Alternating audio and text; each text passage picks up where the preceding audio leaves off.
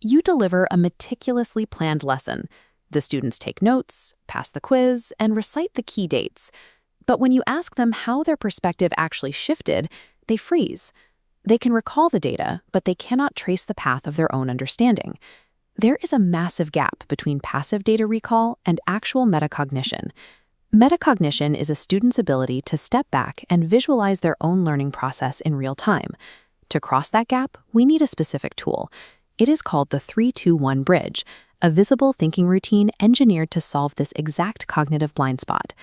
This framework comes directly from Project Zero, a research center at the Harvard Graduate School of Education that develops practical tools to make thinking visible.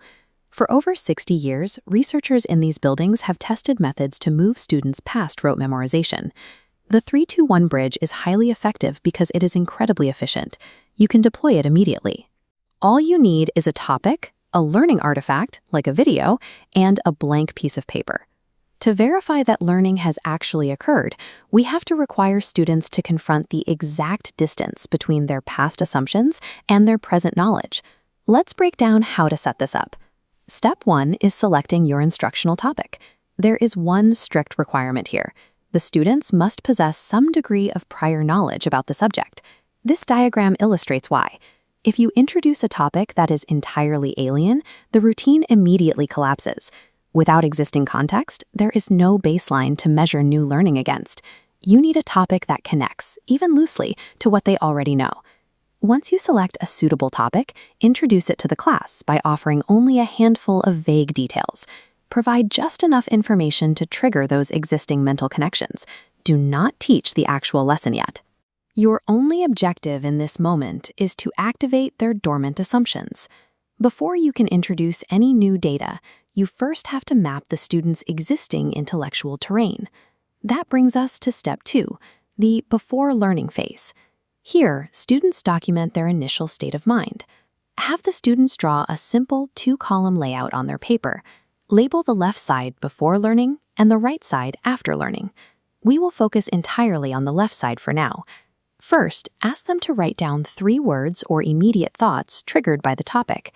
Next, they need to formulate 2 questions they currently harbor about the subject. Finally, they must generate 1 metaphor or simile to frame their current understanding. This completes the 3-2-1 structure. A common failure point here is overthinking. Instruct your students to work quickly. Demand gut reactions to prevent them from filtering or overanalyzing their initial thoughts. Ensure they understand this is not a test with right or wrong answers. It is simply a raw, unfiltered data snapshot of their initial bias. Now we move to step 3, the learning experience. This is where you deploy your core lesson, whether that involves reading an article, examining an artifact, or watching a video. The material you present must introduce new information or perspectives, designed to stretch or even fracture their initial baseline assumptions. Step 4 is the after-learning phase. This occurs the moment the lesson concludes. Instruct the class to repeat the exact same 3-2-1 metric. This time, they fill out the right-hand column based entirely on their new state of mind. As you review their work, look for specific metrics of success. You want to see deeper, more specific questions, nuanced vocabulary in their 3 words, and highly accurate metaphors. The stark contrast between these 2 columns provides tangible, visual proof of cognitive expansion. But the routine requires one final step. We arrive at step 5, building the bridge. This is the mechanism that transforms 2 lists of words into actual metacognition. Ask your students to explicitly write out how and why their thinking shifted from the first column to the second. They need to analyze and explain the connection between their initial responses and their new responses. As they write, you must establish the correct psychological framing. Ensure your students know that their initial thinking was not wrong.